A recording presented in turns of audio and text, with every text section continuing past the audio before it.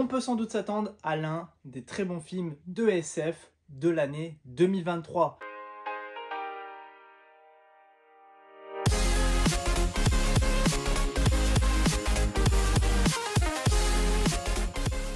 Hey, what's up tutu, j'espère que vous allez bien. On se retrouve aujourd'hui pour une toute nouvelle vidéo et surtout, nous allons parler d'un sujet que j'avais envie de parler, c'est-à-dire le film The Creator qui doit sortir le 27 septembre 2023. Mais il y a déjà eu les premiers avis qui sont tombés par rapport au sujet du film et des avis plutôt convenables, ce qui a été donné par des journalistes américains.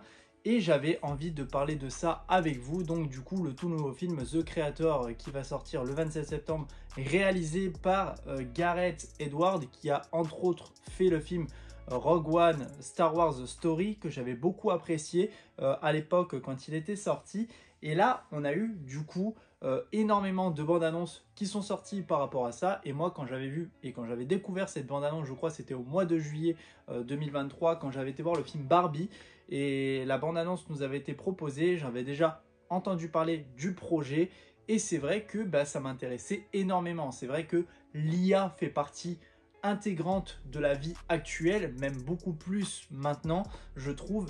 Et c'est vrai que parler d'un sujet comme celui-ci, même si ça a déjà été fait, notamment avec le film IA, Intelligence Artificielle de Steven Spielberg, sorti, je sais plus, je crois que c'était dans les années 2000, ou même peut-être un petit peu avant, mais j'avais beaucoup apprécié d'ailleurs ce film-là, c'est même l'un de mes films préférés de Steven Spielberg. Et là, cette fois-ci, du coup, Gareth Edwards veut s'attaquer à cette un petit peu vengeance, entre guillemets, ce combat, cette guerre menée entre les humains et l'intelligence artificielle. Donc entre autres, qu'est-ce que va raconter le film? On va suivre du coup un soldat, un ancien soldat des forces spéciales qui va du coup devoir essayer de retrouver le créateur et de l'éliminer. Car ce créateur est tout simplement celui qui a créé l'IA, les robots qui veulent tout simplement détruire le monde. Donc voilà comment va être raconté le film. Je préfère ne pas en dire plus, malgré que je vous mets les images à l'écran de cet époustouflant film qui donne extrêmement envie. Une petite chose qu'il faut aller aussi savoir, c'est ce qui me fait un petit peu peur, mais en soi, je suis assez curieux de voir ce qu'ils ont pu faire avec un budget aussi faible. Je crois que le film n'a pas un gros budget, contrairement à d'autres productions. Je ne sais pas si je vais avoir le budget exact. Voilà, 80 millions de dollars, ce qui est quand même assez peu pour un film de science-fiction. On n'atteint même pas la barre des 100 millions pour un budget de cette envergure, mais ça promet quand même d'être un excellent film, surtout avec un acteur que j'apprécie beaucoup, qui pour ma part je trouve n'est pas forcément assez bien mis en avant, c'est-à-dire John David Washington, qui du coup jouera le rôle de Joshua dans le film. Ce sera l'acteur principal qui a notamment joué dans Tenet et qui est aussi le fils d'un autre acteur que j'aime par-dessus tout, c'est-à-dire Denzel Washington.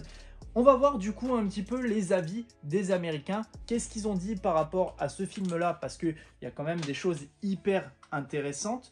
Et ça m'étonne quand même des Américains souvent qui aiment beaucoup casser sur les films US et surtout sur les films de science-fiction ou même les films Marvel, etc., etc. Souvent, les journalistes américains sont vraiment très sceptiques quand un film sort par rapport à tout ça. Et là, pour le coup, ça a l'air d'être plutôt intéressant. Donc, je vais vous lire un petit peu tout ce qui a été dit. Donc, entre autres, nous avons eu du coup pas mal de choses qui ont été dites sur Twitter. Souvent, c'est là où toute la presse note par rapport à ça. Et nous avons le tweet de Steven Wintrod de Collider qui a noté l'originalité du film. Alors, c'est vrai que parler de l'IA et surtout que on sait très bien, les films de science-fiction, il y en a énormément. Et il y en a aussi très peu par moment qui sortent pas forcément de l'originalité. Et là, de se dire que on essaye de faire un entre-guerre entre du coup les humains et l'IA, qui est, comme je vous ai dit, dans l'actualité même. C'est peut-être aussi ça qui fait que le film peut être une telle réussite. Parce que ça parle de l'actualité et ça, c'est plutôt cool. Et il a dit... a fait un film de science-fiction original à une époque où faire des films originaux à cette échelle est presque impossible. C'est vrai, comme je vous ai dit auparavant, c'est vrai que des films de ce genre de choses, c'est assez compliqué, même si En revanche, sur les films de science-fiction, on retrouve quand même pas mal de films qui ont quand même un petit côté original par rapport à tout ça. Mais c'est vrai que là, ça peut se détacher un petit peu de tout et ça peut en faire un excellent film. Il y a aussi de son côté, il y a Courtney Howard de Variety qui a trouvé le long métrage terriblement divertissant, captivant et profond à tous les niveaux. Nous avons aussi Tessa Smile de Screen Rant qui a également été séduit. Elle a notamment révélé avoir été totalement captivée par l'histoire. Alors c'est vrai que l'histoire, quand on voit déjà ce qui nous raconte sur la synopsis, c'est vrai que j'essaye pas forcément de regarder la bande-annonce aussi pour éviter de trop me spoiler, même si je sais que j'ai regardé la première bande-annonce qui était sortie, mais quand il y a les autres bandes-annonces qui nous montrent du contenu encore plus exclusif, j'essaye de pas forcément le regarder pour avoir une meilleure immersion lors de mon visionnage. Mais j'avoue que par rapport à tout ce qui était dit, que c'est un chef-d'œuvre, que les spectateurs ont été engagés du début à la fin, voilà, sur tout ce qui a été dit, le meilleur film de l'année, le meilleur film de science-fiction depuis pas mal de temps. Donc c'est vrai que quand on a des réactions de ce genre, ça fait super plaisir.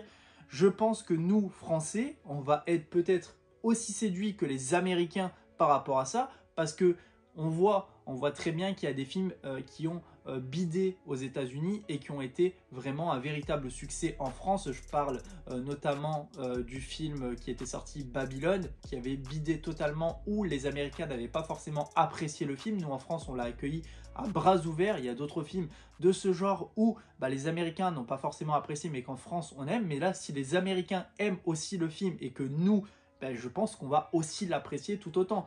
Et je pense que là, on peut vraiment avoir un véritable film hyper intéressant sur la science-fiction, sur l'IA, sur tout ce qui est sujet actuel. Et c'est surtout par rapport au fait que c'est 80 millions de budget.